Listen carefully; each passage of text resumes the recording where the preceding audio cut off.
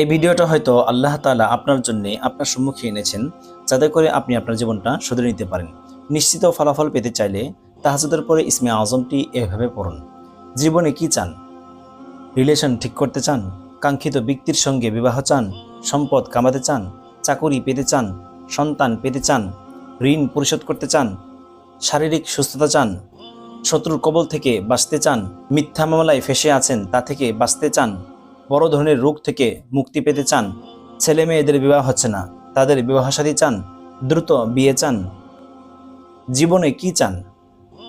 সব কিছু সম্ভব যদি ইসমে আজমটি তাহাজ্জুদের পরে এভাবে পড়তে পারেন। যারা এই আমলটি করবেন খুদার কসম ওয়াল্লাহি তারা এই ধরনের মুসিবত থেকে মুক্তি পেয়ে যাবেন ইনশাআল্লাহ। এই ইসমে আজমের আমলটি কিভাবে পড়তে হবে এবং কোন নিয়মে পড়তে হবে, কতবার পড়তে হবে, কোন সময় পড়তে হবে এবং কোন সময় পড়লে সবচেয়ে বেশি ফায়দাজনক হবে, আমি এই নিয়মটি এই ভিডিওতে বলবো ইনশাআল্লাহ। তাই অনুরোধ করছি আমলের নিয়তে ধৈর্য ধরে ভিডিওটির শেষ পর্যন্ত দেখুন। নতুন হয়ে থাকলে চ্যানেলটি সাবস্ক্রাইব করে পাশেই থাকুন যাতে আমল ওয়া দুআর ভিডিও আপনার কাছে পৌঁছে।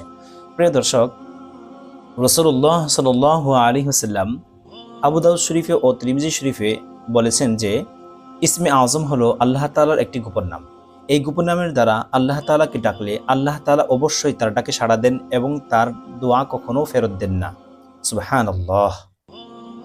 আপনি ইয়াকিন ও বিশ্বাস নিয়ে যদি আপনি এই আমলটি করেন অবশ্যই আপনি ফলাফল পাবেন। আমলের ক্ষেত্রে ইয়াকিন ও বিশ্বাসই হলো মূল জিনিস। ইয়াকিন ও বিশ্বাস ছাড়া আমলের কোনো ফায়দা নেই। যদি এই আমলটি মা বোনরা করেন, খোদা প্রদত্ত রোগ চলাকালীনও আপনি এই আমলটি করতে পারবেন, কোনো সমস্যা নেই, আমল চালিয়ে যেতে পারবেন। এই আমলটির নিয়ম হলো এক মাগরিব থেকে নিয়ে আরেক মাগরিব পর্যন্ত এই 24 ঘন্টার মধ্যে যখন আপনার সুযোগ হবে তখনই আপনি আমলটি করতে পারবেন। তবে তাহাজ্জুদের সময় পড়লে সবচেয়ে ভালো ফলাফল পাওয়া যায়।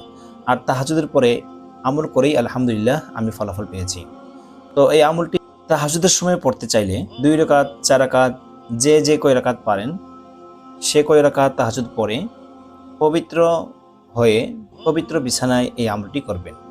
কাঙ্ক্ষিত ইসমে আজমটি পড়ার আগে সর্বপ্রথমে বিসমিল্লাহির রহমানির রহিম 3 বার পাঠ করবেন। বিসমিল্লাহির রহমানির রহিম, বিসমিল্লাহির রহমানির রহিম।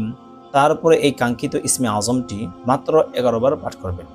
ইসমে আজমটি হলো আল্লাহুম্মা ইন্নী আসআলুকা বিআন্নী আশহাদু আন্নাকা আনতাল্লাহ লা ইলাহা ইল্লা আনতা আল আহাদুস সামাদুল্লাযী লাম ইয়ালিদ ওয়া লাম ইউলাদ ওয়া লাম ইয়াকুল লাহু কুফুয়ান আহাদ।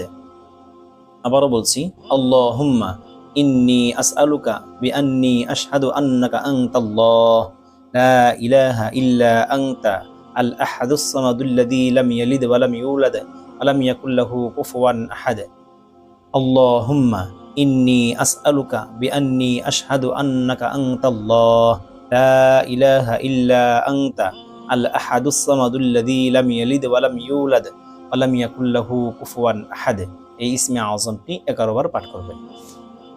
পাঠ করার পরে দুরুদ ইব্রাহিম 3 বার পাঠ করবেন, যেই দুরূদ শরীফটা আমরা নামাজে পড়ি, অর্থাৎ আল্লাহুম্মা সাল্লি আলা মুহাম্মাদ ওয়া আলা আলি মুহাম্মাদ কামা সাল্লাইতা আলা ইব্রাহিম ওয়া আলা আলি ইব্রাহিম ইন্নাকা হামিদুম মাজিদ।